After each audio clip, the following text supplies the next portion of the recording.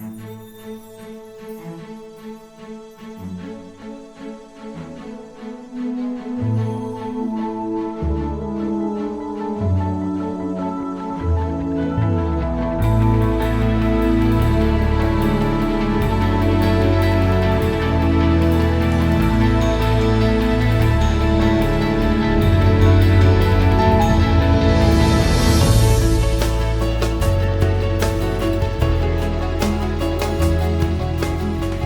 am Greg Kitchener, and today we are coming to you from sunny Phoenix, Arizona.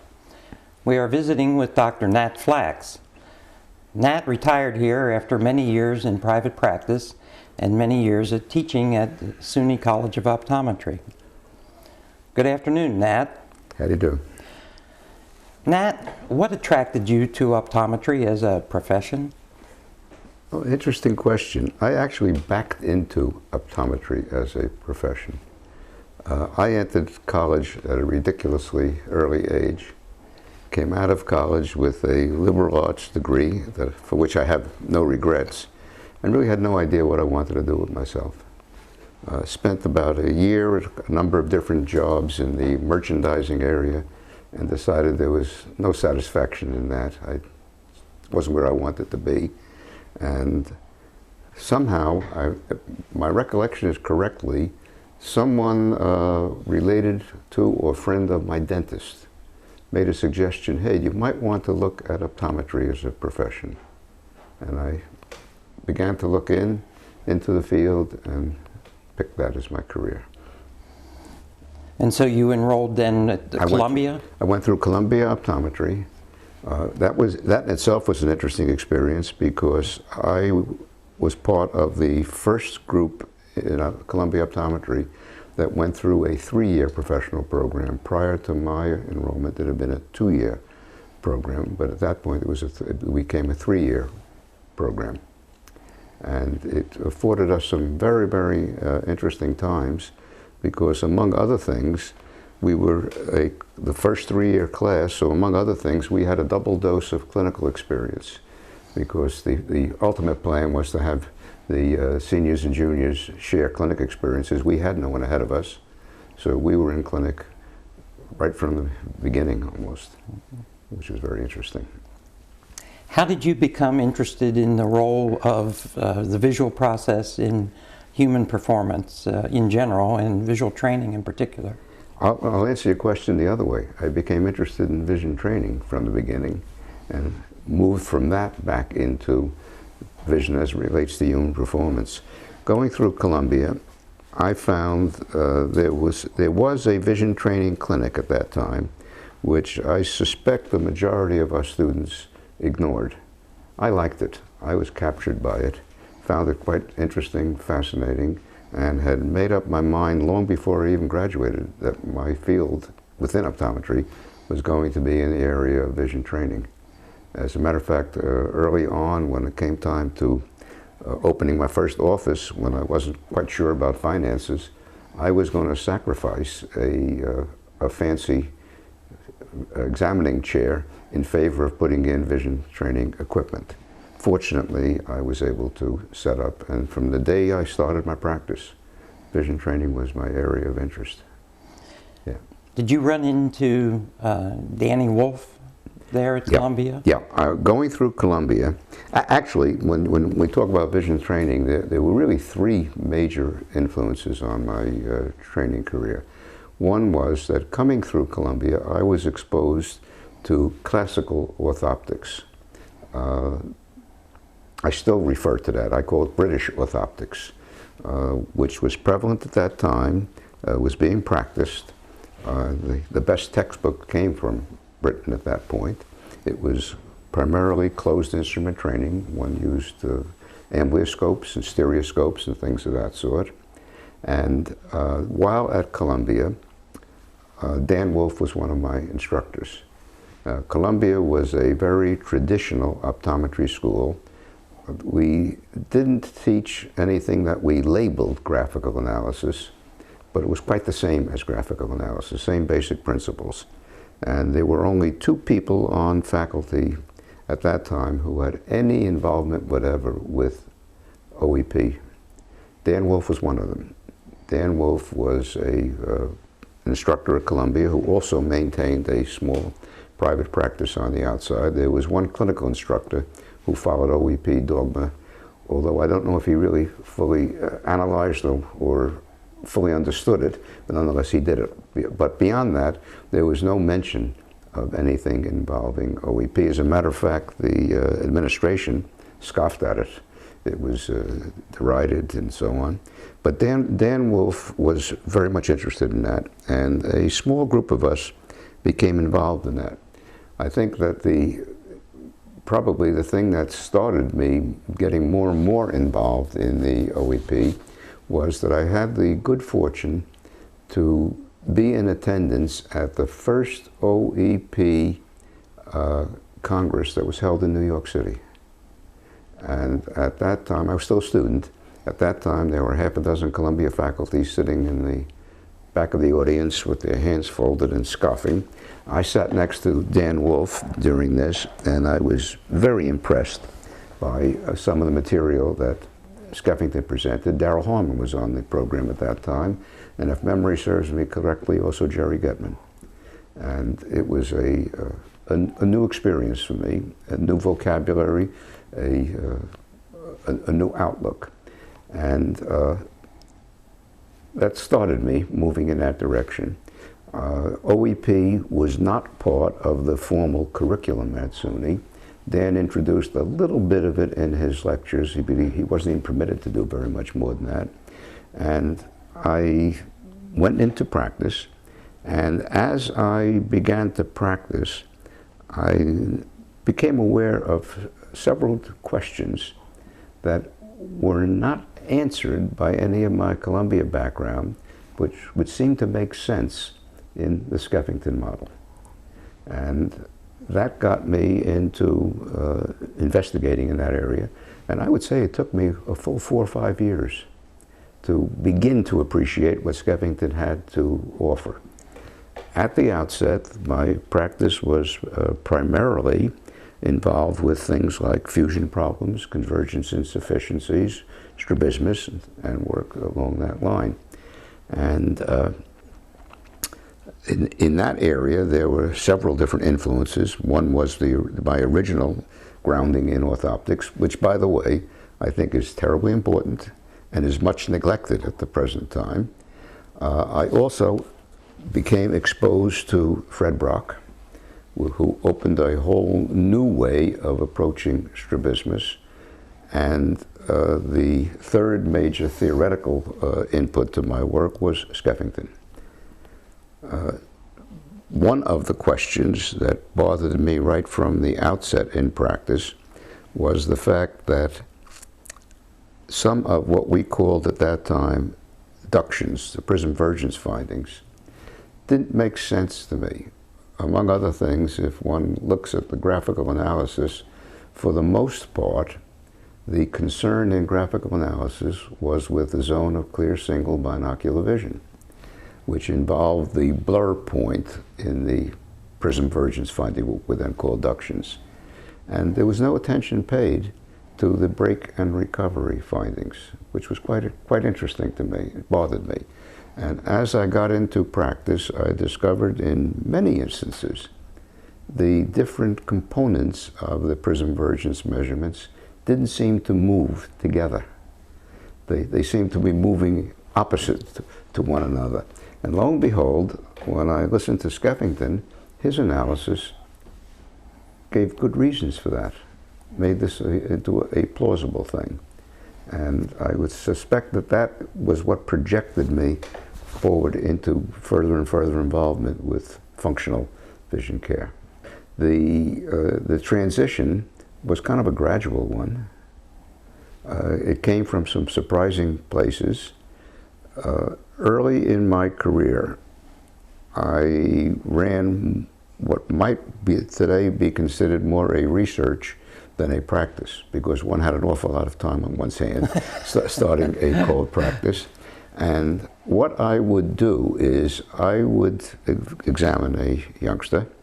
My test taking was still really a carryover from the Columbia University routine, which was a very classical standard type of examination involvement, although it did involve all of the testing that would be done in a thing like a graphical analysis. And I would then sit down with patient and parent and describe behaviors and make predictions, and did a pretty good job of it, because parents would very often say, gee, we never even mentioned that in the history, and you're suggesting to me there might be a problem in this area, and by gosh, there is. And I did this, and then I would put the record away, and 3 or 4 or 5 days later, I would pull the record out of the drawer, and I would analyze the record and ask myself, why did I say what I did? Because an awful lot of what I would say to patient and parent, I couldn't retrieve from the record a week later. And I found this quite bothersome. In other words, here I was obviously responding to things that I wasn't even recording. At that time, just about the only one that I could talk to about this was Dan Wolf. He and I became quite close. Matter of fact, he became very much a mentor of mine, and I'd get him on the phone and I'd agonize over some of these things, and I'd say, Dan, I'm obviously seeing something, responding to something, not putting it down on my record card. It took me conscious thought over a number of years to realize that what I had been responding to was eye movements. The Columbia routine involved standard testing for the patentness or the availability of appropriate extraocular movements in cardinal directions of gaze. So I dutifully, each time that I examined the patient, held up a muscle light and moved the muscle light in all different directions of gaze. And all I did on my record was put a check next to it, that ocular motility was intact. And that's why when I went back to the record sometime later, all I had to work with was a check. And then it began to dawn on me that what I was responding to was the characteristics, the character, the quality of the eye movement control. And I began to then look at that. About at that time, very interestingly, one of the local optometrists out in Nassau County, who I discussed this with, said, well, gee, you ought to get in touch with Jerry Getman. Now, I'd heard Getman speak once before, but I really knew nothing much about him. And it suddenly dawned on me that I was interpreting things that I was not writing down, and that what I was doing was I was very much involved in evaluating eye movements and the relationship to different activities. What I was beginning to pay attention to was the way in which the patient responded to what I like to call the task of eye movements and eye transporting. And I don't even like the way we describe some of the things that we record even unto this day. The vision scientists talk about saccadic fixations, and they do an awful lot of work in the laboratory on saccades. And yet the saccadic movements that are important to the patient are not the same saccadic movements that the researcher researches. And for instance, when one goes into any research area and looks at saccades, they give them specific points to look at.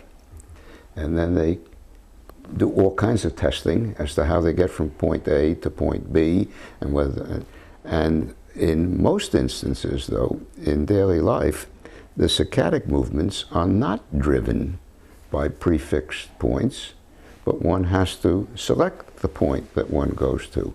And in my mind, that's a very different activity, a completely different activity. Well, the researcher needs the pre-selected points so that he can... Oh, I can appreciate the researcher's problem, but one of the difficulties with research, and I don't think this is confined just to optometry, but it's very prevalent in optometry, is that in order to do the so-called basic research, you have to reduce the stimulus parameters so that they can be controlled. And this, unfortunately, is not the way we function in a complex environment. And this is what began to get me interested in the interplay between visual function and general performance. Because, as I indicated before, my practice began with convergence insufficiency cases. But there were a number of things that bothered me right from the outset. One was a lack of a good, clear relationship between convergence insufficiency and daily performance. My own father was a patient who had exceedingly poor convergence ability, but he happened to have been an excellent reader. Very simple. From my vantage point, if you only become bad enough at it, it ceases to be an interfering factor. And this isn't accounted for in most research. As my practice developed, I moved from dealing with patients who had overt convergence insufficiency with symptoms, which is very, very common, and I trained them. And I remember I indicated earlier that some of the work at the beginning was more kind of clinical research. I don't know if one would even do the same thing today. But having time on my hands and having gotten interested in what, for lack of a better term, I will call quality of fusion, not just the ability to make a convergence movement, not just the ability to show a good duction number, but the ease and facility with which this is done, the rapidity with which stereopsis is appreciated, and things of that sort. So that at one point, I trained several convergence insufficiencies and carefully avoided doing any convergence stimulation. And lo and behold, they were very successful cases. As I developed the quality of fusion, as I developed the ability of them to sustain binocular function, as I developed the ability of them to shift from one plane to another plane and get accurate bifoveal fixation, lo and behold, the convergence measurements improved spontaneously. I didn't train the convergence. I zealously avoided the convergence, and yet the convergence fell into play. And as I did this, more and more of what I heard at the Skeffington type sessions, at the OEP congresses, at the then Eastern Seaboard Vision Training Conference, which was a precursor to the what's it called now? The Skeffington Invitational. Yeah. By the way, those original meetings, in my estimation, were gold. They were marvelous, and unfortunately, that is a particular meeting that I think has been hurt by its success, because when we started, it was no more than 10 or 12 people around a table with an awful lot of time, and where the papers themselves really were unimportant. As a matter of fact, they weren't published, and most of them shouldn't have been published. And it was my favorite meeting, though, because that was the place where one could go with an unfinished idea and present it to a peer group who would dissect it, resect it, put it back together, argue over it, and some very, very good thinking came out of that meeting. But a lot of it was certainly not in publishable form and shouldn't have been published. But as the meeting grew and its popularity increased, and as the audience got larger and larger and larger, the same things could no longer be done, which is, that's just an aside, and that's unfortunate. It's still a marvelous meeting, but it's not the original as it was at that time. Anyway, coming to this meeting, for instance, when before this meeting, before this interview, I discussed with you a saccadic board. All right. When I entered practice, the notion of doing any monocular training was an anathema. That was based on what I learned at Columbia. There was no particular reason to ever train accuracy of pursuit fixation or anything of that sort. Interestingly enough, a conversation with Fred Brock at one time, back at the old optometric center, when he saw me doing some of that on the floor. Fred Brock was actually involved in OEP very early on. At some point there was some kind of separation and he moved away. But he was very much involved in that and could appreciate that. Down at one of the Washington meetings, one of those meetings, I saw Paul Lewis demonstrate some device to, I forget the specifics of it, but as he did it, something to develop accuracy of pursuit fixation. And when I first went down there, I kind of listened to that and I said, you know, why does anybody waste any time on that? A number of years later, I actually apologized to Paul. He didn't know what I apologized for, but I apologized. I said, Paul, you know, that you certainly set me thinking in a different way, and more and more and more my practice began to evolve into not just a matter of training convergence and strabismus, but to moving into the domain of dealing with school problems. And I would say that over the years, the strabismus end of my practice was always there, and there always were the convergence cases, but more and more and more, my practice moved in a direction of dealing with what are now called learning-related visual problems. And now I could begin to analyze why I spoke to my patients and parents the way that I had done way back at the beginning without realizing the underlying reasons for it. Because the way in which an individual does the job of transporting eyes from one place to another. As an aside, there's a chapter in the Rouse and Scheinman text. Matter of fact, the best thing that I've ever written was that introductory chapter to the vision part in Rouse and Scheinman's book. In my estimation, it's the best thing I've written on that topic. And they were very nice to me. They let me do pretty much what I wanted, but we had one sticking point. And I lost on that one, and I'm sorry I lost. Everything in that chapter refers to oculomotor control. I didn't want to use that term. What I wanted to use was a description of the way in which we transport our eyes from one locus to another, because that involves an awful lot more than just the 6 extraocular muscles. It involves head movements, body movements, all sorts of other things, and the bottom line is how effectively do we move this visual mechanism of ours in space so as to be able to get the appropriate information in the appropriate manner. And confining it to oculomotor control bothers me. I say I lost that round, and everything in the book, I forget what term I used, but I used a different term that got edited out, and I still would want to go back to that. Much later on, I became involved in the Holtzman project. Lois Bing, who was a marvelous lady and did some amazing things for optometry, over a number of years she ran a series of meetings in Columbus, Ohio, that were gems. She combined optometry, education, and other disciplines in a meeting there, year after year after year. And through that work, she managed to get a grant with Charles Holtzman, who was on the faculty at Ohio State University.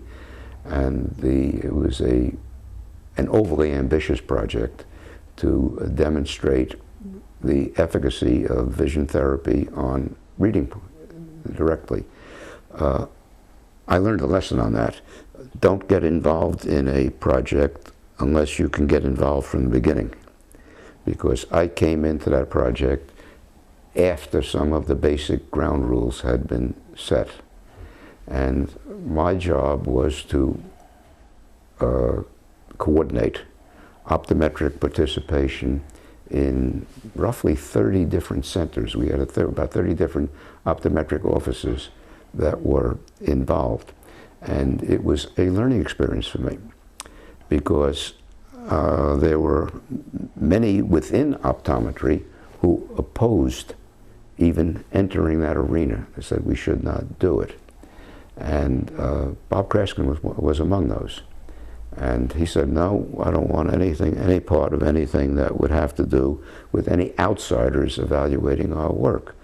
I disagree, because I think that what we do has to pass muster with the general public, as it is doing, and should pass muster with other organizations and other groups whose responsibilities overlap ours. Anyway, as part of that thing, one of the things that I did, I knew Bob was unhappy with this program, and I called him one day and said, I want to spend the day talking to you. I'll come down to Washington. And he was kind enough, he blocked out a day at his office, and we sat in his office, the two of us alone. And I said, Bob, what I want to do today, because at that time, my thinking of vocabulary was more classical optometry than OEP. And those of you who know and remember Bob, his thinking and his vocabulary was very, very different. Not his knowledge base, but his thinking and vocabulary were very, very different. All right, and we sat across the desk, and I said, Bob, I want some ground rules today. I would like not to introduce theory. I said, I'd like to discuss what you do and what I do. And I said, I don't want the theory. It was a most interesting day, because what happened was, when we sat down to say, what do you actually do with the patient, we found that there was an enormous amount of overlap. An enormous amount of overlap. And regardless of what the theoretical underpinnings were, what went on in his office and what went on in my office had an enormous degree of commonality. If we described it, we described it very differently. If we got down to what do we actually do, there was an enormous amount of overlap. All right. To move on from this, as that project with Holzman developed, and it did finally get off the ground, and the basic plan was very ambitious. Where an optometrist was available to participate in the practice, the local schools would be contacted. The schools would be asked to select 10 children that they felt had reading disability. They were going to do full psychological evaluations on those youngsters and reading evaluation. The optometrist was to do a full workup, which I will get back to in a minute, was a somewhat standardized workup. And then the optometrist was going to decide whether there was a vision problem, whether the vision problem related to the academic concerns, whether the vision problem that related to the academic concerns was treatable, and if so, the youngster was to be placed in a pool. Half of them would be treated, half of them would not be treated, and then they would, at the end of the optometric treatment, they would go back for further educational and psychological testing, and then the group would be followed for a still further period of time, and it looked very good. And as I said, one of the things that I learned was don't get involved after the fact, because when I finally got to speak to Holzman, I said, you know, I have worked with some school districts. And I said, the first thing that's going to happen is that some of the school districts are going to send you the wrong children. And they did. Some of the school districts didn't have at that time, things have changed a bit, but many school districts didn't have psychologists on staff to do appropriate testing, didn't have reading people on staff to do appropriate testing, so that some of the centers were essentially knocked out because the first round selection was wrong. All right. More importantly, though, what had not been spelled out appropriately, and which I now regret, was how we were going to measure success in optometric measurements. All right? And Holzman took care of that, and he involved some optometrist whose name escapes me at the moment, who was not really involved in this area. And the criteria that was ultimately used was if a measurement got higher, it was better. And that doomed some of the thing. And there were some very interesting things that came out of that, because they were referencing school achievement against IQ. And they were using a WISC-R at that particular time. And what nobody accounted for was the fact that among a fair number of the people in the study, the performance portion of WISC increased, and increased in some cases somewhat dramatically. So that we had one particular center where the optometrist involved presented a case that had remarkable improvement in both optometric measurements and reading, but because the IQ jumped up, when they now scaled it against the new IQ, it went down as a failure. It has made me somewhat cautious about all research projects right now, and I like to read, when I read about a research project, I really always want to see exactly what they did. I don't like reading just results. Yeah. Yeah, I really do. When my practice began to move out in Long Island, more in the direction of working with school problems, and began to catch on a little bit, I called Dan Wolf one day and said, Dan, I want you to come out here to Nassau County, and I want you to give a course with me. And he said, why? I said, well, I want to develop competition. I said, because I'm making inroads into schools, into the, matter of fact, there were two schools of education that straddled my office, and one of them more so than the other were beginning to refer to me over the objection of their medical advisory board.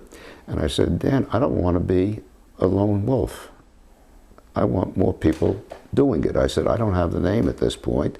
You do. I said, let's give a course together. I said, and what we did was we penciled out roughly a 15 or 18 or 20 week course, I forget what it was, and we invited optometrists to it. And the original plan was that Dan and I were going to alternate lectures. All right. And I thought I knew the local optometrists out there, and when I set the stage for Dan, I said, gee, you know, you're going to have to come in at a very low level and go very, very slowly, because some of this material is going to be so new that it's going to be difficult getting started. And Dan planned out his first lecture that way. As it worked out, the audience that was there at that time was not the bottom of the barrel that I expected in Nassau County, but the top of the barrel. And we had some very good names in that audience. And Dan had planned a lecture and finished, you know, he took a break, and he pretty much finished what he wanted to say. And I realized that it was not satisfactory for this audience. And I said, Dan, would you mind if after the break I give you a lecture again and raise it up a couple of notches? And by the way, we then did that for the rest of the series, and it was a marvelous experience. I would love to be in that kind of a teaching situation again. For the rest of the series, what we did was one of us carried the topic, would go on for about an hour, hour and a quarter. We would take a break, and then the other one would echo. Right. After we had done this for a while, though, Dan called me aside one day, and he said, Nat, watch one thing. I said, what is that? He says, well, when you're doing the echo, you're emphasizing differences. He said, people hear differences more readily than they hear similarities. Don't do that. It was a lesson. And that was a lesson that I used when I sat down in front of Bob Kraskin to do his work today. I said, what happens is when we talk and get excited, we all defend our theoretical vantage point, and we begin to emphasize differences, not similarities. And in my estimation, there's enough within the corpus of optometry that we do good, that is common, where we should not be emphasizing differences, but we should be emphasizing similarities. Nat, in some conversations with you, you've talked about or suggested readings of, like Kurt Goldstein. You've also talked some about Harmon's work in some different ways. Okay. How do these contribute to optometry? Well, very interesting. Dan Wolfe is the one that brought Kurt Goldstein to Skeffington. Dan Wolfe had attended, Dan Wolfe was a reading machine. Dan Wolfe, I roomed with Dan Wolfe at a number of meetings, and we would go to a meeting and everybody would be carrying a book, and before Dan went home, he had read everyone's book, because he would borrow it overnight and give it back in the morning. And true story, I was rooming him with one night, and I just didn't believe what he did. And I realized that his idea of sleeping was being propped up with his arm up like this, looking at a book, and he would catnap.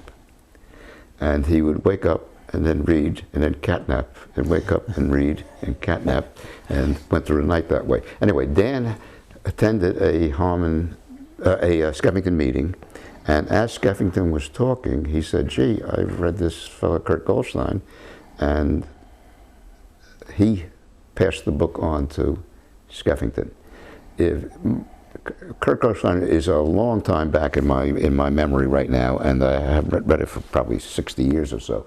But there were some things there that absolutely stuck with me, because he so vividly explained some of the things that take place in the OEP case analysis. And that is the fact that certain measurements can change rather abruptly, and that the price of adaptation is generally a foreshortening of functional arrangements, of functional ranges. And if you look at the old check chaining and typing books and so on, what that really involves is just that. A patient begins to adapt, they begin to adapt, the adaptation permits them to function until some limit is reached, and what that limit is not always the same in everybody, but when that limit is reached, at that point there is an abrupt, not a gradual, there's an abrupt reshuffling, rebalancing, and narrowing of ranges.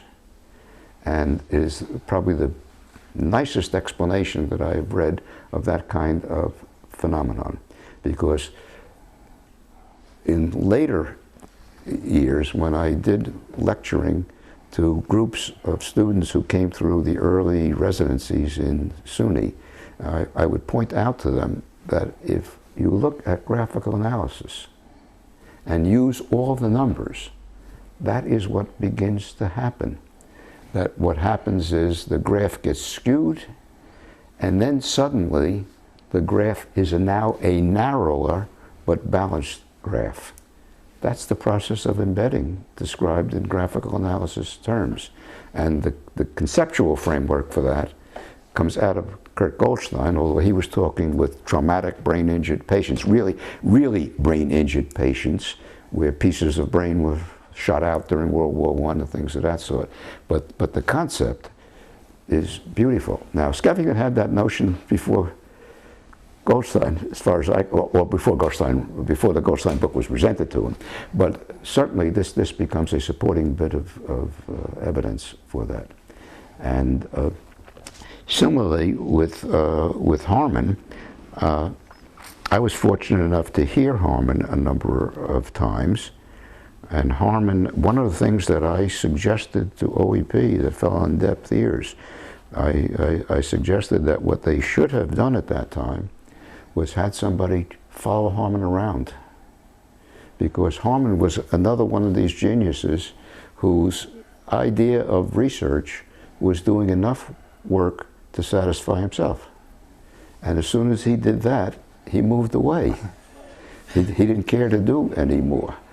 And so that what was needed at that time was someone to follow him around and flesh it out and do all the the nibbly type of work that has to be done in order to get into the research domain. But Harmon was just he was a monumental figure whose knowledge base seemed to me to be endless. The first time I heard Harmon, he went into things in chemistry and biochemistry that were well beyond my ken. But I was in a lecture hall and I turned to Dan Wolf and I said, you know, is he just waving in the wind or what? Dan says, no, whatever he says is valid. And Harmon would pull together from any and all disciplines. He always billed himself, though, as an educator. In other words, his first PhD was in education, and all of his work was directed toward creating the appropriate circumstances for the educability of our children by modifying physical environments primarily. And Harmon's thinking was just monumental. He was not a good lecturer. Those of you who have had the ability to hold, a very modest man, and if he was challenged by the audience, it would sort of kill the lecture because he would fall, you know, he would not fight back, so to speak. And yet he had amazing influence. The paper I wrote fairly recently was just a piece of that. Harmon is not easy reading. It's more like a topic outline that he writes, and it's worth the fight if you can go through it. But a very, very interesting fellow, and by the way, an amazing reader of people. Shocked me. He ran a series of, well, let me backtrack. I got involved with the Renshaw Ohio State meetings at the very last one. That's the first one that I attended, what happened to have been the last one of those Renshaw meetings. The format was an unusual one. Renshaw gave a lecture in the morning, and then we were broken up into groups, and we would do sort of experiments during the day. One that impressed me and that has stuck in my mind ever since, and I'll talk a little bit about it. I have some ideas based on it that I've never been able to nail down. And it suddenly dawned upon me from what I had heard back at Columbia that the reason I talk about eye aiming as opposed to anything else is the eyeballs are embedded in a cushion of fat. They really don't have a center of rotation. The center of rotation is best described as some cusp-like formation. And interestingly enough, by the way, the first research on that was done by a fellow by the name of Texter, who was a old-time faculty member at Columbia Optometry, and I believe Clifford Trelevin, who hated OEP and was the director of this school, I think was co-author of that particular paper, where they found that the eyes don't move around any fixed center of rotation. They kind of wobble around in the orbit. And John, at that time, was able to move his eyeballs in ways that I certainly couldn't. And it got me to thinking about several things that over the years, I'll just throw out again. Maybe someone will pick up on them. When one of our problems in optometry is that we attempt to apply bench lab optics to the human eye. Now, we don't have much else to work with, but the human eye is very, very far from what we would do in a bench lab situation. And the first thing that you do if you're building an optical system is to simplify things. You make all the elements, the optical elements, line up. Paraxial. Yeah. Well, not that. So you can treat it with paraxial optics, but if you have a number of different surfaces in a telescope, you have the centers of revolution of those surfaces on some common physical line, because otherwise you have a chaotic system to deal with, and we don't have an eye like that. Okay, the center of curvature of the cornea and the center of curvature of the anterior and posterior surface of the lens aren't collinear, and when we accommodate, I forget now, someone will correct me, I don't know if the lens drops down and in or something of that sort, but when we accommodate, the lens not only changes shape, but position as well. But it literally translates as well as changes its shape, so that we have a pretty messy optical system that works pretty well. And over the years, most of us have become aware of some of the things that Elliot Forrest talked about, relating astigmatism to posture and things of that sort. One of the things that stuck in my mind was that when we learned things about angle kappas and angle alphas in the child development classes, we discovered that those angles change fairly substantially during early infancy. And one of the thoughts that I've had, and maybe someone can do something with it, I can't go further with it, is that I think that the infant is changing angle kappa and angle alpha as a tuning mechanism to get best optical resolution out of the system. I think it's to some degree it's a learned thing, that what they do is they manipulate the eyeball. And other people, notably Bates, for instance, who was a discredited ophthalmologist, at one point denied the standard accommodative system, which was foolish. He shouldn't have denied it. But he also proposed that the extrinsic muscles of the eye play a role in changing focus of the eye. All right? And probably some validity in that. Probably some validity in that. And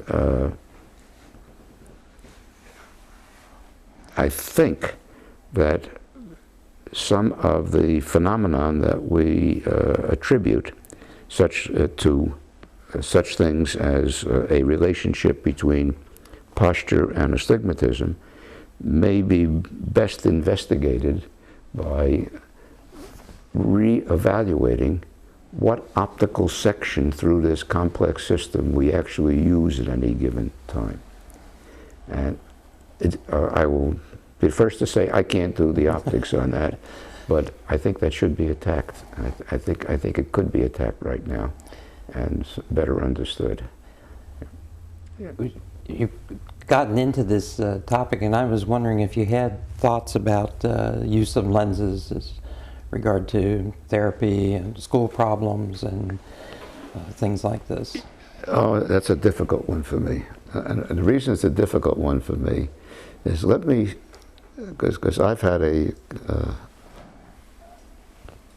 well, let me put it differently. I don't like miracles. Let me open with that statement. I don't like and distrust miracles. Okay? I don't like them. And way back when I first entered the field, one of the things that bothered me about some of the OEP things were people who were getting up on lecture platforms with tapes of a youngster stumbling through reading, and then they put the magic 75 on them, and suddenly these youngsters read like they were a Laurence Olivier, and they have all the nuance and so on and so forth. And it bothers me. It bothered me then, and it bothers me today, because I can make all kinds of holistic connections, but I cannot find any linkage between a youngster knowing nothing about phonics and then any piece of glass in front of them suddenly making them know phonics. I just can't do it. I can't buy it. All right.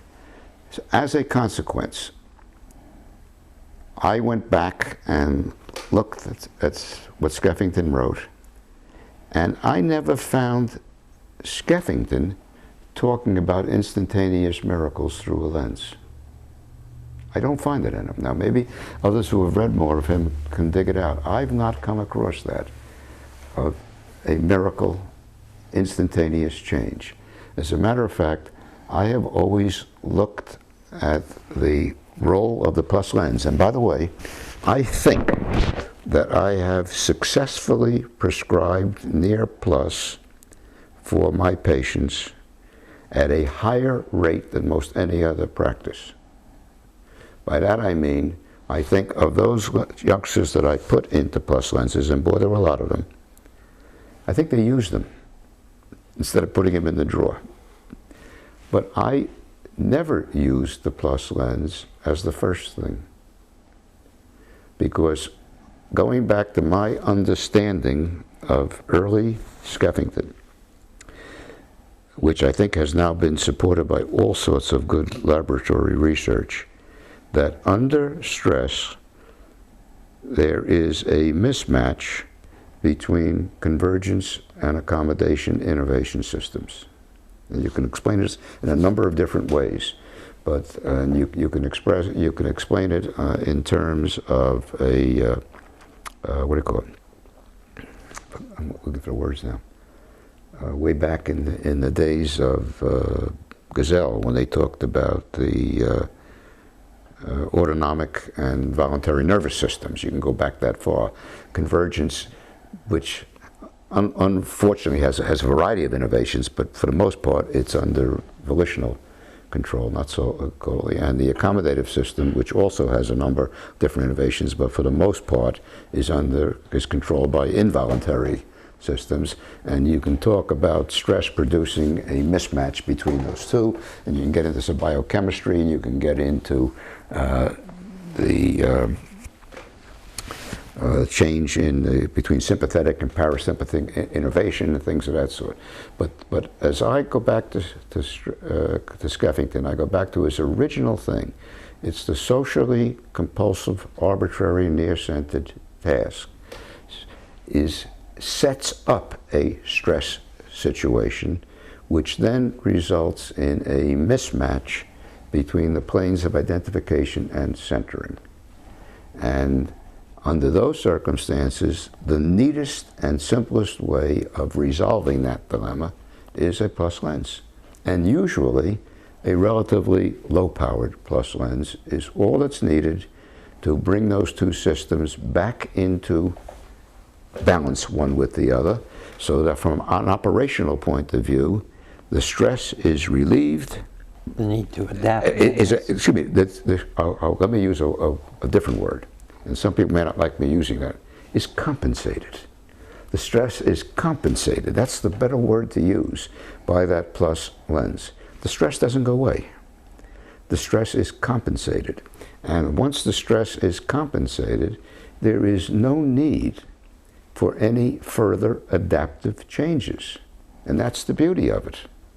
So that if the patient is in the unembedded stage and shows that the two systems are out of whack, they're not in sync with one another, one puts the plus lens on when they're doing the task that would produce the stress. And when you do that, the systems are now equilibrated, they work together, the patient then does not have to go through any of the adaptive sequences that we talk about. So that in my practice, what I did with most all of my patients was I trained them to get them back to that unadapted state insofar as I could, and then I dismissed them with the lens to maintain that. So that the majority of my patients who, matter of fact, if you took a cross-section of my practice, it was a very abnormal practice, because I was dealing with, for the most part, school-related problems. And therefore, I was seeing youngsters who did not have significant refractive problems, because the ones who had significant refractive problems learned to do well at school. They may have taken it out of their hide, so to speak. They may have lost the ability to function under other circumstances, and they may not even been functioning at maximum capability, but they were functioning. And gee, this goes back, way back when. There's an early study done out of the Dartmouth Eye Institute, which was, oh, even before I came to optometry school. Dartmouth Eye Institute was, I think, in the 40s, where they had both optometrists and ophthalmologists working together. That's where anisoconia was developed. The whole field was developed there. But one of the papers that came out of there was that among I think it was Dartmouth College students, possession of 2 or 3 optical abnormalities placed you in the high part of the class. In other words, it was apparently advantageous to develop refractive conditions if one wanted to be successful at college. I did one lecture before a Hofstra group on it. All I talked about for an hour and a half was eye movements to educators. Went over very well. Yeah. I think a lot of times those groups are just amazed at how much is in those things. Yeah. You know, to them, vision is a very simple process. You know, you just kind of open your eyes and you look, and a lot of them are not aware of all the complex things involved. Absolutely, yeah. So, you know, yeah, you can get on a subject like that. Yeah, and no question about it. It was interesting when you were talking before about the quality of the fusion, and you worked on those aspects. And I for a while wondered if a good diagnostic category wouldn't be something like binocular instability. Yeah. And that this would be more descriptive than Yes. some of the binocular dysfunction things. Absolutely. Absolutely. Well, what's his name? Who's the fellow that's been pushing intermittent central suppression? Eric Hussey. Eric Hussey, yeah. Yeah. Eric Hussey, yeah. And you know, I think that these relate more to active seeing than a lot of the very static things. Absolutely. Yeah. Well, on that Holtzman project, which I digressed from before, when I was asked to coordinate, I ran a meeting of the optometrists, and I don't have notes on that anymore, but as I went around the room, there were 25 different things that people were noting about eye movements. Interesting. In other words, out of the group, it was over 25 different things that individuals were paying attention to in eye movement, not just a quantitative thing, but primarily qualitative observations they were making. I never used a dangle bell. Why? Because I cut my teeth on a muscle light. I can read a muscle light. I can't read a dangle bell. Okay? In other words, I move my little muscle light around, and I'm reading things. And I guess I could have learned the dangle bell, but I didn't. All right, getting back to that plus business. All right, one of the things that has frightened me is these dramatic success stories. And I don't know if he recalls it or not. I think he does. Bob Sannett came through our first residency at SUNY. And by just luck of the draw, I happened to be in clinic first day. He was in the clinic section. And the very first case that we saw was a little young lady that would qualify as a Streff syndrome. And I've gotten into difficulty with John Streff over this. And let me preamble this. Streff syndrome is real. Okay, it is real. It is not a psychological syndrome as such. It has psychological overtones, I strongly believe. Okay? It does not mean that when you see a Streff syndrome patient, you should immediately refer out to the psychologist. By and large, almost all of them are treatable within the domain of optometry, and they belong in our domain. However, I've made the statement before, and I will make it again. I never handled a Streff syndrome where I did not get standard acuity before treatment. Before treatment, okay? I used a variety of different things, and I don't recommend it. Some of the things I did, you have to feel very confident that you've ruled out everything else before you do it. I've asked parents to get out of the room, because I'm going to get, quietly told them I'm going to get very rough with your child. And you have to read the child very well before you do it, because you don't want to do it with the wrong one. But I invariably got the child to read 20/20 before I started treatment. And invariably, they really do need a plus lens, and they got a plus lens. But the plus lens wasn't magic. All right. When Bob Sannett came through, the first youngster was a Streff syndrome case, had all the manifestations, with scrunching the eyes up, couldn't read, pulled the print in and out. Copy forms were bizarre looking, all kinds of things of that sort. And Bob was rubbing his hands, and I said, let me get the lenses for you.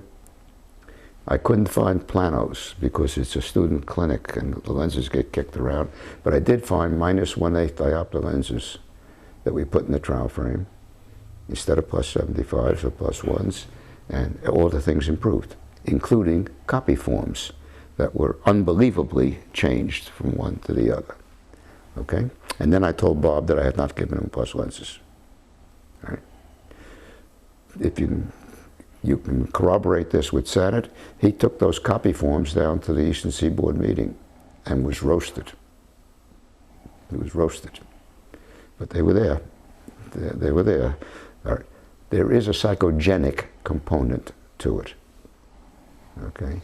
And therefore, anytime I see any dramatic changes of that sort, red flags go up, because they just shouldn't be. It doesn't make sense to me. I can't come up with any rationale, nor can I even understand some of the rationales that are going on right now on the binocular vision. I don't know if you folks are on that website. There are a couple of fellows there who I have very high regard for, but I think that they're stretching a bit on what's going on. And my approach was to treat and support with plus lenses. And I think that gets me back to where Skeffington was. In other words, get them back to function, and then to ensure that they don't fall off the train a second time, support them with the lens. And that way, by the way, almost all of our prescriptions were in bifocal form with plano uppers, because I could see no reason to push plus on at distance. Matter of fact, it was, in my mind, it's counterproductive, because what you're looking for is the difference between near activity and far activity, not to have them compensate or to adapt around a lens for all activities. Getting back to the basic premise, it is the intensity of the near activity, and by intensity, it is not just nearness, it's the cognitive load, it's the demand being placed on the system to do a number of transformations to be able to successfully read. All right? So that I use plus lenses, I use them, but I have not done cases where I've treated primarily with plus lenses. Now, I'm not saying that can't be done. I'm not saying that can't be done at all. But I positioned myself in a practice where they were available to me. I also, and this I had discussion with Skeffington years back, I have disagreed with the OEP notion of levels of alternative care that is being offered. And I think the most difficult thing to control properly is home training. I think it's so much more, you have to be so much better to do home training successfully than you have to be to do office training successfully. I wanted office training. And if people could not manage office training unless there was some overpowering reason, I wasn't going to treat them. Because I do not, let me phrase it differently. In order to, when I do office training, among other things, we never did, the routine in our office was that I did the evaluation, most instances, even though I had our rapport as partner, the workload, that I did most of the evaluation, and I would present the case and so on and so forth, and lay out in broad strokes what had to be done. And then in the training room, those broad strokes were sharpened and changed and adjusted. And I found that I could, when I was earlier in the practice, I was in the training room. In the training room, I couldn't lay out a program more than a session or two in advance, because what I did next time depended upon what I accomplished this time. And it was constantly in flux. And over the years, I ended up with fewer and fewer formalized sheets. Over the years, I found that my examination form went from a printed form to a blank piece of paper. And what I was interested in was what went on, what observations, and I didn't want to just fill in a number. I would put a notation when I wanted a notation, when I wanted it. By the way, the biggest part of my examination sheet was the case history. And I had no one do case histories for me, nor did I ask patients to do preliminary surveys for me. I took the history myself. And if you evaluated my time with the patient, I spent more time with a new patient in my consultation room than I did in any examining room, because I would take the history and you listen and you probe and you ask questions and you pick up contradictions, which are in abundance, and you begin to form your hypothesis before you leave the consultation room. You go into whatever diagnostics you're going to do. And there are two parts of a diagnostic routine. And one part of it has increased enormously since I'm out of practice, and that is the eye health component, where regardless of what the presenting symptoms are, you have sort of at this point, a legal obligation to run through a certain number of tests. May have a damn thing to do with what they came to you for or anything of that sort, but you got to do those. And sometimes you will find something that's important. And you then do your testing to narrow the possibilities. And it's a matter of successive sorts that you're making until you arrive at your final diagnosis. All right. I'm not sure what sorts I want to use until I get in there and start using them, and therefore, over the years, my examination form gradually evolved into a blank piece of paper. As a sideline, I examined a fellow who was on the staff at teaching at Hofstra Law School. And when I get done, he says, "Why don't you come over and get a law degree?" I said, "Why?" He says, "Well, you didn't take a case history." He said, "You deposed me." Because that's what you're doing. Yeah. That's what you're doing. You want to get to the truth of the matter. You want to get to what's going on. And if you listen to the histories, very often there are all kinds of inconsistencies. So you got to ferret them out. You got to, okay. You also get, you've all done this. You get the dynamic. I would generally bring, most of my practice with children, not exclusively, but most of it was children. At one point, I averaged the practice at full age, and I had a practice that averaged 9 years. I mean, that was taking everybody at full age. So I would bring parent and child in, usually mothers, by the way. That happened to be the community that I was in. I practiced out in Nassau County. Nassau County is not really a typical community by any means, one of the highest education levels any place in the country. Fairly up-to-do financially community with not very much inherited wealth. So what you had were professionals, middle and upper management people. I would say probably 2/3 of the mothers that brought children in to see me had been school teachers at one point, that kind of thing. It was common for the mother in the family to take care of all health issues, because the fathers are out working very hard to make. They're making a lot of money, but working very hard and very often shortchanging their physical presence at home. And so I would bring usually mother and child, but if both parents came, fine. Occasionally father did come alone, but not commonly. And I would start the history with them in the room together, because among other things, you want to get the dynamic. And there's no better way of getting it than when mother and daughter begin to fight in front of you, that kind of thing. And you separate them if necessary. You know, you find ways of doing it, and you tell the child that she'll get her turn, and you do give it her turn to tell the story as she sees it. And so anyway, so I would start that, and then move into the exam room and run tests. I would always find a way to separate mother and child. Usually have someone else do some other testing, and I'd go back into the exam room and do a second history, which was now focused because now I had some data to begin to probe on. Because, for instance, very often they would not mention anything about athletics, because that was not a big thing in our community.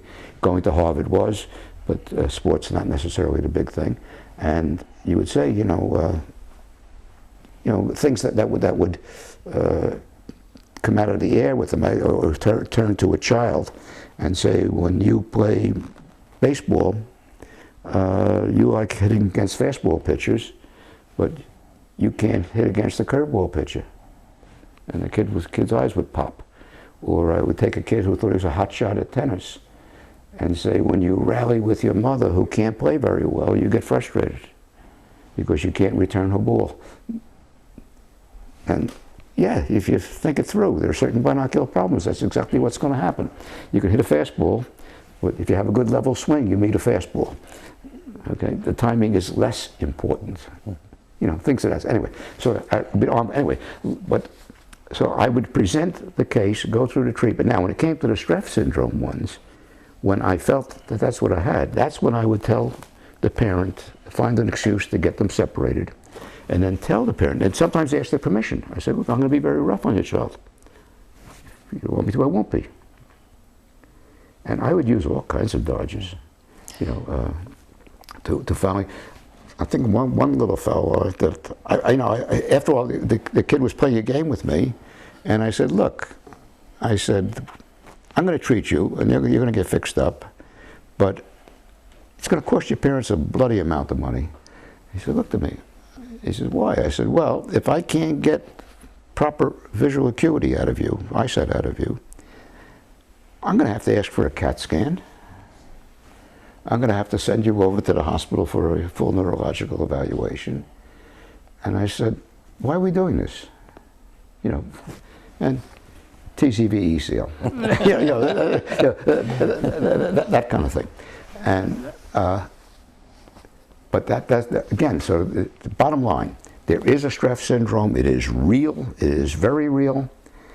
It flies in a twilight zone that the psychologists haven't even approached. It has a psychogenic multiplier in it, is a term that I use. But its root lies in the visual complex. And it may spread out from there, but the treatment is with it, as opposed to a youngster who is hysterical. One thing I've never mentioned on any lecture prior to this, I cured an esotrope with a piece of green cellophane. Okay? Okay.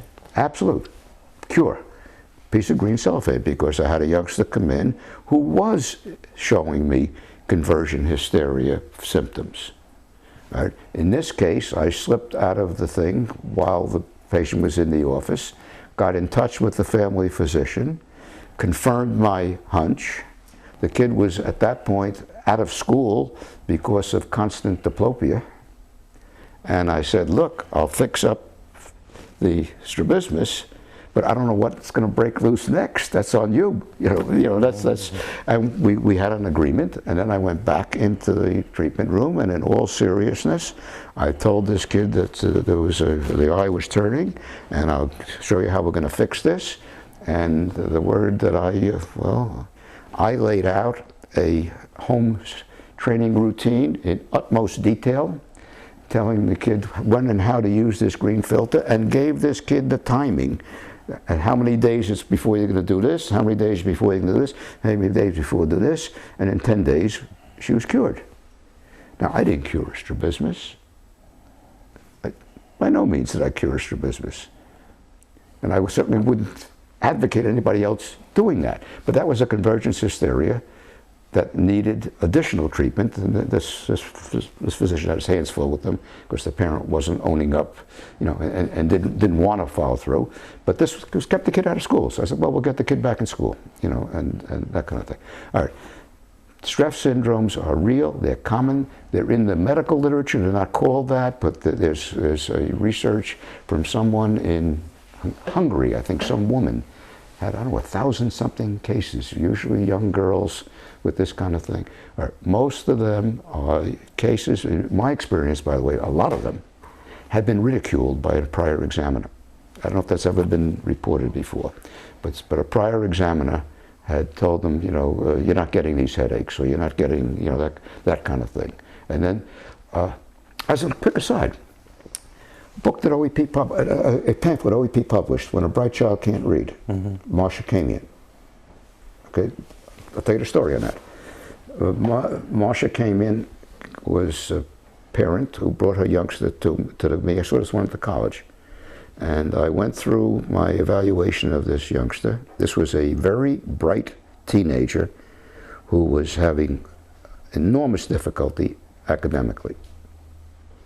And when I got done with the examination, I sat down with both mother and daughter in the room, and I said, you know, everything in the measurements here fits except for one thing.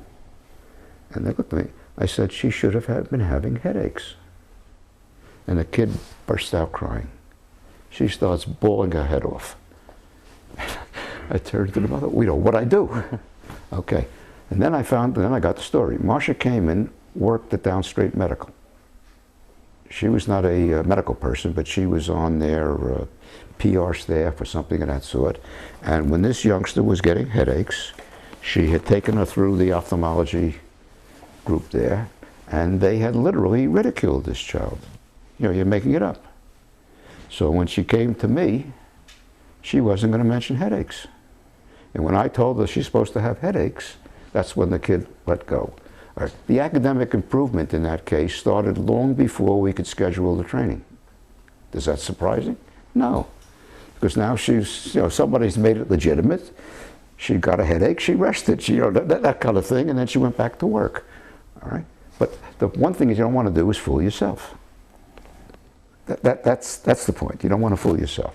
All right, and then Marcia came and wrote that article that appeared in Women's Day, and then we used for the pamphlet. Yeah, used a pamphlet on it. I say, but that was an instance where I said, you know, there should have been headaches here, and there weren't. I find something similar. So very often is just validating the patient's symptoms. Yeah. You know, that they've been through multiple exams, and everybody says, well, you see 20/20 or whatever other thing, therefore, you know, the headaches or this or that are not related, or like you said, they don't have them at all. My feeling on these miracle things lies in that domain. Now, some of the stuff that is going on more recently, I have to be very cautious now I talk about this, because in general, I do not like to talk about things that I haven't done. That's been my policy over the years. I have not worked with microprisms, so I'll have to leave it at that. I haven't worked with them, and therefore I suspect, and it's a suspicion, that the observations are legitimate, because I think most of our optometrists are good observers, and they say things, but I'm not sure of the underlying theory. And on the microprism in particular, the one thing that has been gnawing at me is that the small magnitudes of prism that they talk about are probably inadvertently prescribed in a significant percentage of prescriptions. And that throws me a little bit, because I don't know if labs have improved an awful lot since I'm out of practice, but and I never did an awful lot of dispensing, but I did it one time. And I was invited by a laboratory to take my business elsewhere because they said, you're always right, but we don't want to have to work to those tolerances. In other words, PDs are not, necessarily matched and things of that sort. Anyway, but the point is that when you're talking about half diopter prisms, or less, there should be a lot of people that are being subjected to microprism inadvertently. And I just have trouble with it, that's all. There is some difficulty in the current language, which is bothersome to me, and that's not by way of being critical of the observations. Suddenly the word anisoconia has jumped in to this thing, and they should use a different term, because anisoconia is very specific to binocularly closed spatial differences, which are, although, let me back up. The original people who worked with anisoconia were wise enough to take it out of the optical domain. They did. The Dartmouth group, rather, didn't call it optical. They called it, I think the term they used, perceptual or something of that sort. But I think they're talking about a very different phenomenon, which we've all encountered with all patients, whether or not they're going to measure for anisoconia. When you do something like a quarter prism diopter flip test, where people will say, well, the target got long this way and long this way and so on. And that's not the same phenomenon. It's a size change that's reported, but I think they should be using a different word than anisoconia to describe it. And those observations are probably quite valid, because if you, just in any refractive sequence, when you just do a flip cylinder test for astigmatism, if you ask the question about apparent changes in shape, I don't know if you ask, they're 20–25% changes. Or those are not the same changes as go with anisoconia. So that the change, that the perceived change takes place, there's no question in my mind. Calling it anisoconia is questionable. It's a different thing, call it something else. It's perceived size change. Yeah. I was just wondering, when you commented about a lot of your prescriptions were in bifocal form with plano uppers and that, considering the prevalence now of computers, which are often more straight ahead, it would be different today. Yeah. It would absolutely have to be different today. Yes, no question about it. Yeah, sure. Because when the kids I was working with primarily were dealing with desk and blackboard, and now you have that's all optometry. You've got a new dimension that is there, and you have to deal with it. Yeah. Let's give you a little license for a moment and talk about, what do you see ahead for optometry? Are there issues that you think we need to address, or things that we need to pursue? Yeah. One of the things that I've been watching this Binocular Vision Educators website, and one of the most striking things to begin with is deja vu all over again. The same things that are being argued and discussed today that were discussed 50, 60 years ago. And it's time we just drop that. Just forget about that. All right, there are some real issues that have to be dealt with. And one of them, I'm happy to say, it's taken this long to do, but the recent work on convergence insufficiency is terribly important. Many years ago, long time back, one of the ideas that I floated, initially in half jest and then quite seriously, was I wanted to create a cadre of people who build themselves as research optometrists. Not vision science researchers, but research optometrists. Psychology has this. They have people who come out and they'll do all kinds of studies that are vital. Not that any one of them by itself is really important, but they're vital. One of the backstories on this convergence insufficiency thing was well described in an editorial by Len Press in one of the recent issues of I don't know if it was the OEP book or the other one, what they had to do to get that convergence insufficiency study done. I never billed myself as a researcher. I really have. I'm introduced as that and so on. I've never billed myself as a researcher. I did do a little bit, but when I was at SUNY, at one time there was an opportunity to get a grant that looked promising, that I was interested in. I wanted to do a research study relating fusional problems, convergence problems if you will, to reading, but I wanted it over a long period of time.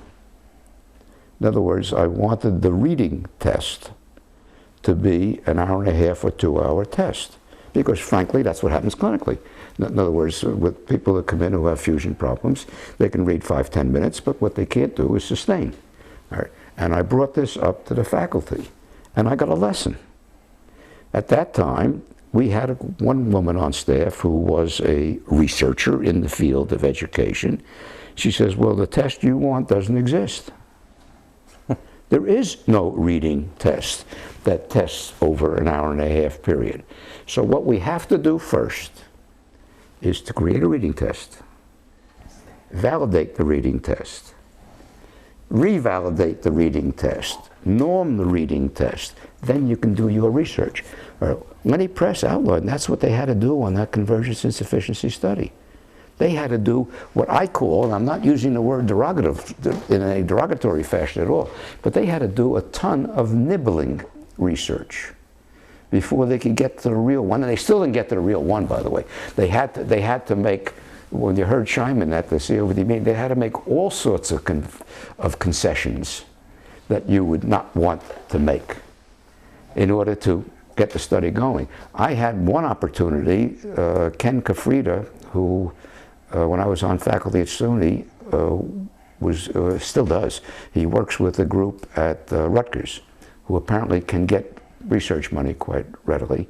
And he came to me one day and wanted to do something on vision therapy, but one of the requirements was the entire therapy protocol had to be written out in advance. It had to be adhered to identically for every patient in the study. And I said, I don't want to do it. That goes along with what you're talking about, the way you practiced. Well, more importantly, anybody who's doing therapy, would you want to have a single thing and you have to do the exact same thing right throughout? All right, but apparently we need those, and we need them very badly. We need them very, very badly, and they have to be made reputable. I subscribe to MedPage Today. I don't read everything there, but I look at them. Forgive the language, most of medical research is crap. It is. But what they make up for is with volume. An area in which I am somewhat close to is strabismus research. You know what they've never proven? That the damn thing works. They've never proven that, but when you got hundreds of papers on this procedure versus that procedure versus the other procedure. So they overwhelm by numbers, not necessarily by good research. Well, all right, now, then optometry, it's a given. Hold on, optometry has to begin to get at that kind of thing, because you got to get credibility, and I'm not just talking about medicine, but you want to get into the payment end of it. So you got to have that kind of stuff. Now, I've seen some reading research where a group over a number of years, you know, and they obviously have a campaign, you know, planned out, and you know, they do this to nail down this piece and this to nail down this piece, and they're spread out geographically, and each will take a lead in a different place. But all of their, you know, now several years down the road, when you read one of their articles, all of these pieces are now fitting in from this support and this support. And so this kind of strategic plan in terms of research, rather than just trying to do the one research thing. You know, I think there's a lot of little things about lenses. Responses to lenses, responses to reading stress, that we could document, but we simply haven't. There absolutely is a vital need for that. Now, how one accomplishes that is a different story. I've been on both sides. I've been a clinician and I've been on the faculty. And it doesn't work the way people think unless you have money. If you come in with sizable money, faculty people will do what you want them to do. Absent a lot of money, they will do what they want to do. And you can't buy it. I think that SUNY there was an attempt to buy that, and it didn't work. At least from my vantage point, it didn't work. Very, very difficult to do, but it has to be accomplished. It has to be accomplished. I say this convergence insufficiency study, as far as I'm concerned, it's 60 years later than it should have been. But at least it's a step in the right direction, and they should be encouraged and supported. I would love to see someone do some of the functional magnetic imaging kind of things. Those should be done. Most of that research, in my estimation, is not good research, by the way.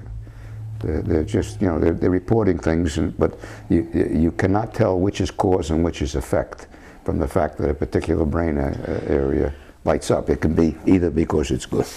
Well, I was just going to ask, is that, you know, the same thing as our findings going higher? A lot of years ago, a good friend of mine who's done very well in the market research field came to me early on. I was in my first office, so I tell you how far back it is.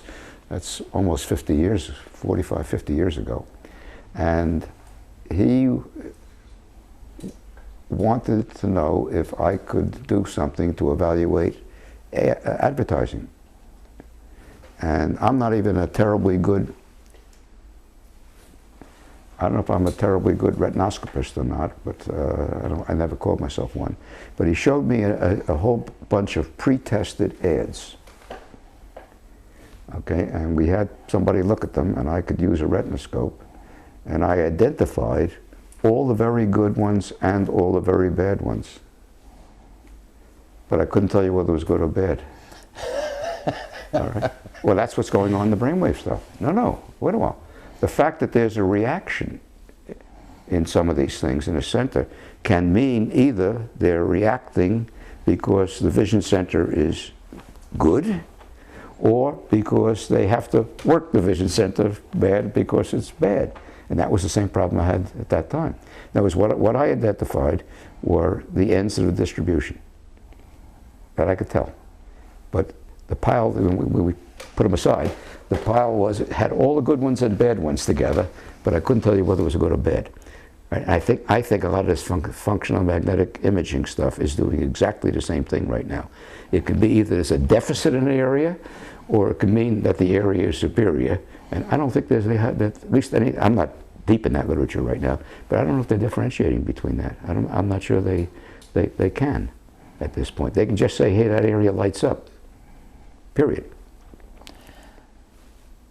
One of the things I've always enjoyed talking with you is that you would bring a critical look at the issue or the problem that was being discussed. You seem to be critical in your reading. You also seem to be, which is more difficult, critical in your listening. I'm wondering, you know, what kind of forum can we develop to bring more of this critical thinking, critical discussion out? You talked a little bit about the Eastern Seaboard, and it sounded like there must have been some of that type of thing going on when the meeting was small and more manageable. The people were critiquing and giving critical comments and then trying to constructively put things together. Many of the things you've talked about today are critical looks at issues. And I'm just wondering how we develop that. Well, there has to be, unfortunately, a marriage between the functional clinical optometrist and the academic institutions, because both sides have information and skills that are needed by the other side. And it's never going to happen any other way.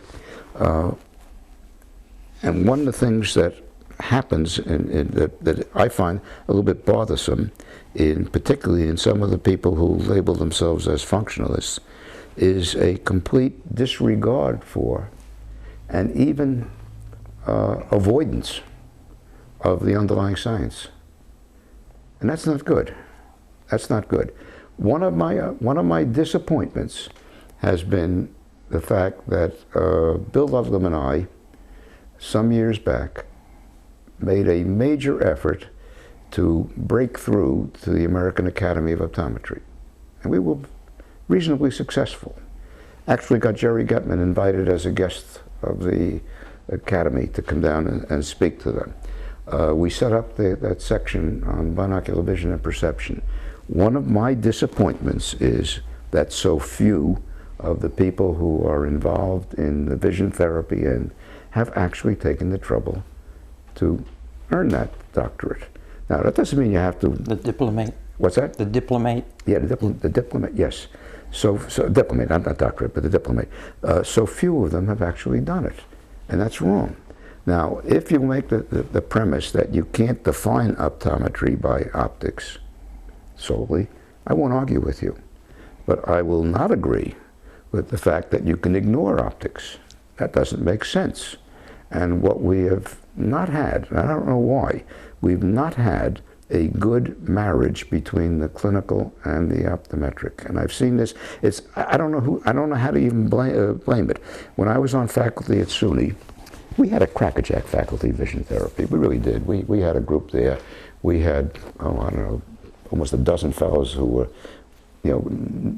widely known people, very good. The vision science group used to run seminars that they would invite vision science people to. Marty Birnbaum would go there occasionally. I would go there. We were the only clinicians that bothered to go to those things. And that was wrong. That was wrong. I don't know why. I don't know if it was fear of not being able to keep up with those people. Not so, because you're smart and they're smart, and you have different knowledge bases, but you can talk. You can talk. I don't know. But you can't take the tactic that you're going to blame it on the colleges, although they are guilty. But you can't. You have to somehow get a marriage between the two groups, and I'm seeing some of that, and I'm happy to see it.